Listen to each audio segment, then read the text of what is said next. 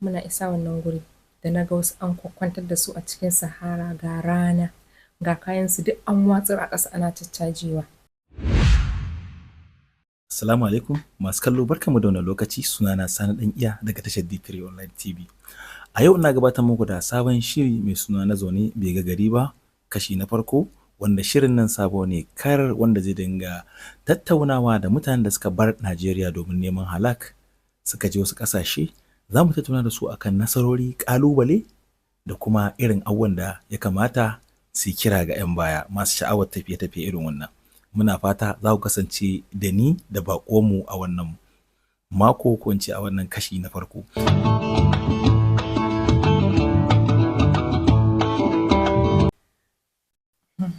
Na samu labarin Algeria ne ta dalilin wata ƙawata. Ta ɗan kwaɗaita min zuwa. To da dai na ji kamar ba zan iya zuwa ba.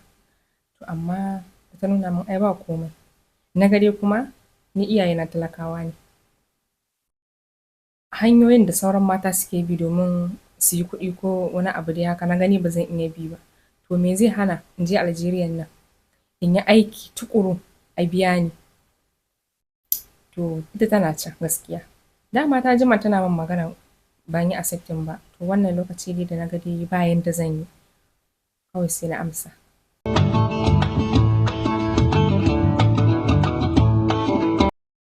Gaskiya mamana da ƙyar ta bani saboda sai da na yi ta haɗawa da magiya tukunna har Allah ya ɗora ni a kanta.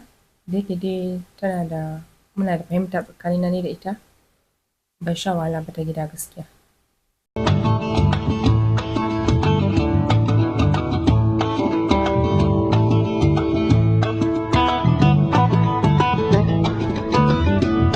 Gaskiya da akwai wahala.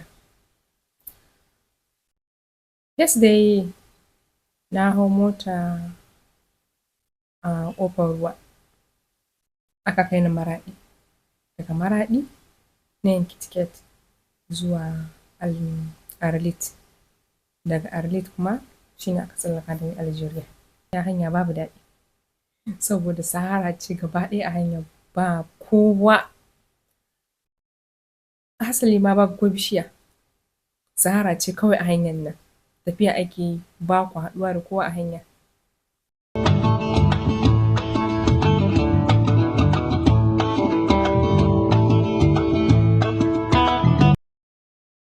Gaskiya na gani saboda a hanyar babu komai. Na ga mushe da dama na dabbobi. Wannan bai ɗaga min hankali ba sai da na je na ga mushe na mutum ya ruɓe a hanya. Mai bi ƙishin ruwa ne ko yunwa ta kashe shi. Gaskiya wannan abin ya ɗaga min hankali sosai.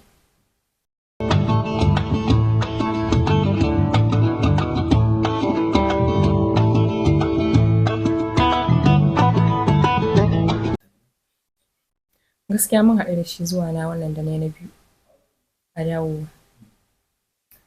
Kilomita 280 tsakanin Algeria da Arlit. Bandi ake cewa suka tare ni. To, dama muna tafiya sai wani balarabe ya zo wucewa a motarsa sai ya tsaya a kusa da tamu. Suke larabci da direban mu. Yake cewa gaskiya hanyar nan ba ta da kyau domin bandi suna kan hanya.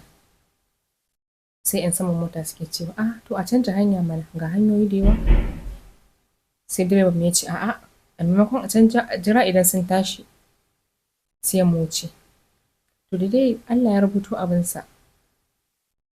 Kawai sai muka yanka ta baya maimakon hanyar da za mu bi sai muka bi wata hanya. Wallahi a cikin ikon Allah dai muka haɗu da waɗannan mutane. To dama ne da na ji ana cewa ai akwai ɓarayi hankali na sai ya tashi. Gashi ni kaɗai ce mace a mota.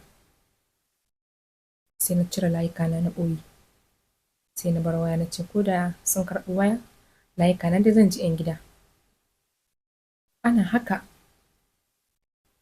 a gabanmu kawai sai na ji direba ya tsaya ya ce inna lillahi wa inna ilaihi raji'un. Na ce lafiya to dama ni ina gaba. Sai ya ce ai ga mutanen nan.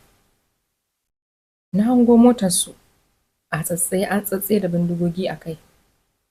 Kawai na ɗora hannu ina inna lillahi wa inna ilaihi raji'un. Na ce direba to mu juya mana. Sai ya ce ai babu wani sauran dabara ana. To dama akwai wani direban shi ya wuce mu yana gaba sai suka taro shi suna mai hanya da ya juyo. Mu ma sai muka tsaya a gurin sai da suka ƙaraso sai suka sa mu juya tare da wancan direban. Muka tafi na ce to direba yanzu ina za su kai mu sai ya ce sai dai mu jira mu ga ikon Allah. Suka juya da mu. Muka ci gaba da tafiya a cikin sahara ana ta fafara gudu. Sai ya ce mun kawo wayarki da tawa mu saka ta a nan gurin. A cikin murfin mota daidai mudubin nan a nan ya zira tashi ya karɓi tawa ya zira. Sai ya ce akwai kuɗi a jikinki? Na ce eh akwai. Nan ma sai na bashi kuɗin guri na. 'Yan baya ma kowa ya bi miƙo waya ashe duk suna kallon mu ta madubi. Duk muka tarkata waya muka saka a cikin murfin mota. In gaya ma ana tsaye da mu motar mu suka fara cajewa. Kuɗi wayoyi duk suka kwashe. Mu kuma muna isa wannan guri da na ga wasu an kwakwantar da su a cikin sahara ga rana ga kayansu duk an watsar a ƙasa ana caccajewa. Kawai sai na fashe da kuka inna salati. Sai direban ya ce me na tada hankali babu abin da za su miki iyakaci in sun duba abin da suka gani su ɗauka an ba su gani ba za su bin mu wuce. To abu ne da ban taɓa gani ba sai ɗaga min hankali na dinga kuka. Sai wani buzu ya zo yana min tsawa akan na yi shiru. Na kasa yin shiru. Sai direban ya ce ya mai magana da larabci. Su yi haƙuri ne mata ce kuma ba ni da lafiya. To shine ba su kula ni ba sai ya ce mun in koma gefe. Duk aka tare da sauran. Ba a caje ni ba ba a caje direban mu ba. Amma duk wasu na kan motar nan an caje su ko ina da ina. Na kuma sai na koma gefe tsoro fargaba kishin ruwa yunwa ga rana babu inda za ka fake ga sahara zafi. Na shiga tashin hankali sosai aka je aka ajiye ni a gefe aka haɗa mazan nan guri ɗaya. Motar mu kuma suka yi fata-fata da ita suka bubbuɗe ta suka ɗauki na ɗauka suka bar na bari. Ina gefe da suka ga dai na kasa nutsuwa rana kishin ruwa na musu kwatance na ce ina son su ban ruwa na sha. Tunda ba wai yaran nake ji ba su kuma ba sa jin Hausa. Sai suka wurgo min ruwa. Suka ga dai duk da haka dai ban nutsu ba ranan yayi yawa. Na rasa yadda zan yi na sa gyalina a ƙasa in taka shi ma ya ɗau zafi. Tsayuwan na gaji. Na jiƙe sharkaf. To ɗaya a cikin su 'yan fashin su yi ma mai gidansu magana. Na ga suna nuno ni. Sai suka kira ni. Da na zo sai suka ce min na zauna a cikin wata mota da suka caje ta ba komai a ciki sai suka ce na zauna na huta. Suka ci gaba da bincikensu a sauran motoci.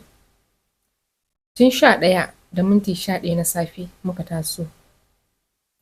Ba su ba mu dama mun tafi ba sai ƙarfe 3:30 na yamma.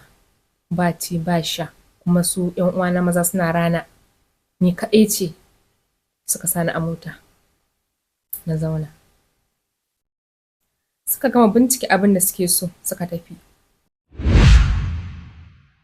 Ina fata za ku kasance da mu a YouTube, Instagram da kuma a TikTok da Facebook da sauran kafafen sada zumunta. Ga duk mai buƙatar shiga cikin wannan shiri ga lambar da zai text nan sai mu magana da shi mu ga yadda za a iya kasance domin shi ma ya bada tasa gudunmawar wurin gaya wa mutane irin abubuwan da ake fuskanta yayin tafiye-tafiye da kuma abubuwan da mutum zai ji domin ya kiyaye. Ina fata za ku kasance da ni a cikin wannan shirin. Assalamu alaikum. بالهنايا من فوق مستحلى كل شيء فيه لاجلك مستفاد